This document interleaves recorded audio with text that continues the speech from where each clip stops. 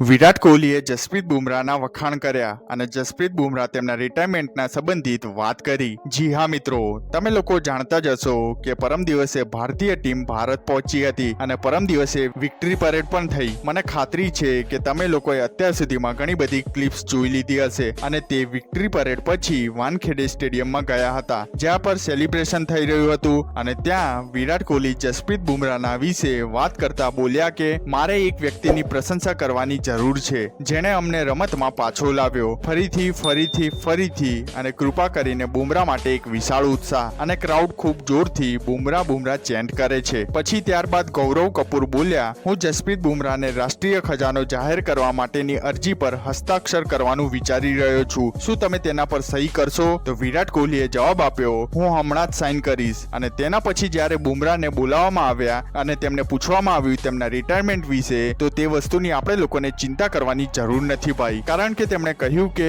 મારું રિટાયરમેન્ટ હજી ઘણું દૂર છે, મેં હમણાં જ શરૂઆત કરી છે। તો મિત્રો, તે આપણા દેશ માટે એક રતન છે ભાઈ। અને વિરાટ કોહલી પણ પરમ દિવસે બોલ્યા હતા કે મને ખુશી છે કે તે અમારા માટે રમે છે।